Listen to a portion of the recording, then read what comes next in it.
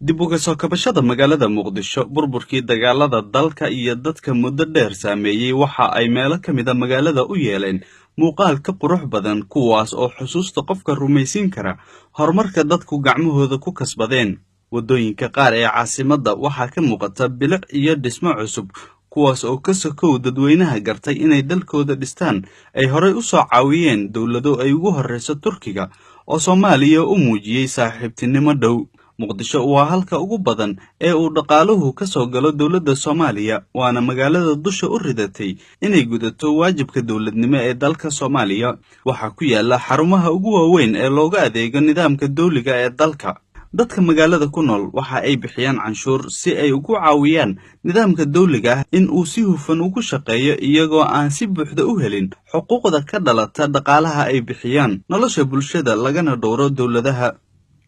inkastoo adeegyadani aysan weli si rasmi ah dawladihii soo maray dalka u xaqiijin haddana badankood dadku waa ay iibsadaan si aanay uga harin nolosha maalinlaha ah qashinka u badan bacaha waa muuqaal dilaha magaalooyinka ku yaala Soomaaliya oo ay Muqdishona ku jirto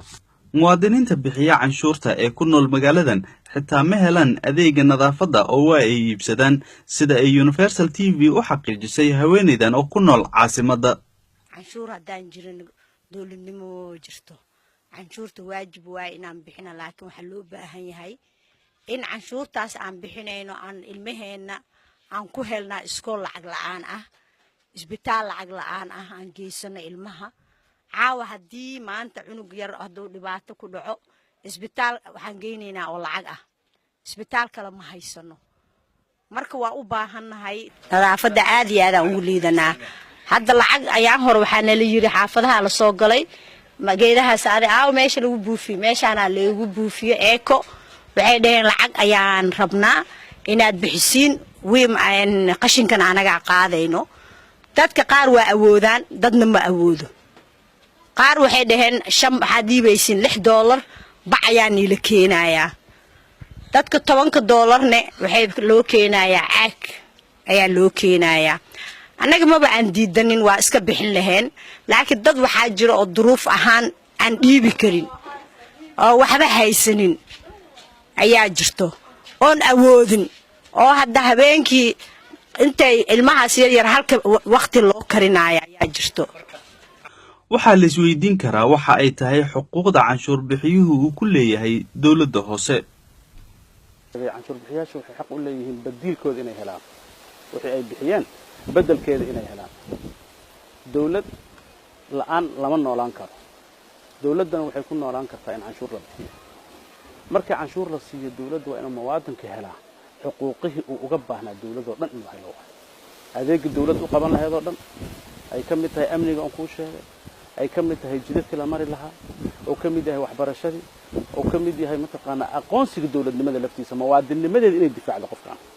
in uu difaaco inuu muwaadin yahay oo ajnabi iyo cid ku xad gudbi karta aysan jirin waxa uu keeni kara qofkan bixinta canshuurta uu bixiyo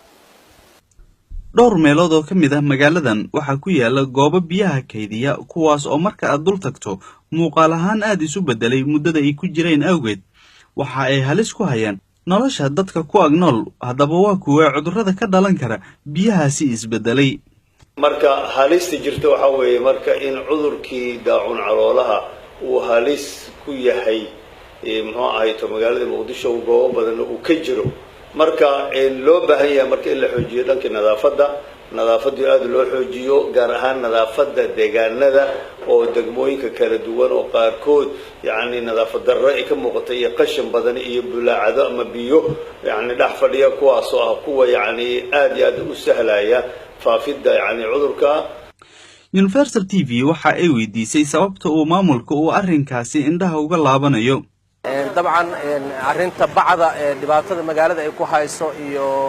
guud ahaanba waa la soconaa magaalada dabayl badan ah magaaladana magaalo maaragtay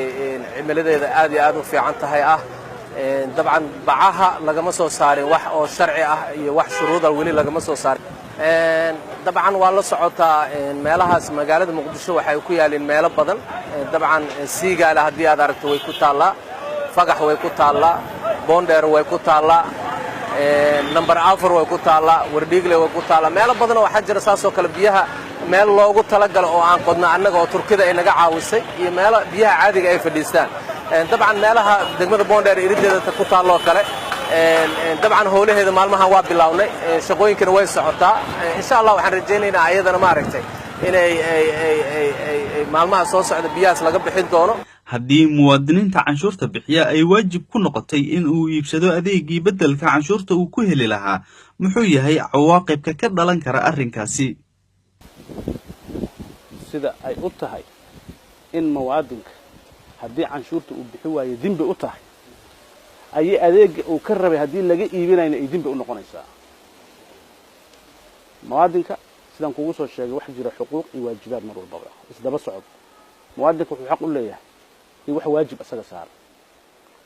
qofka ganacsado dawladda hoose iyo dawladda dhexe canshuur wada qaadaan waa laba canshuur oo kala duwan ay qaadaan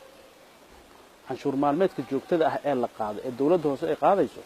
waxay ugu qabanaysaa adeegii dawladda hoose laga rabay adeegii waajibka ku ahaa haday rabto inay ka iibiso caqli maaha ma shaqaynayso dawladda hoose ayay waajib ku tahay in adeegyada nadaafadda ee goobahan oo kale wax ay ka qabato si caafimaadka dadka ku nool caasimadda u hagaago Nuure Maxamed Cali Universal TV Muqdisho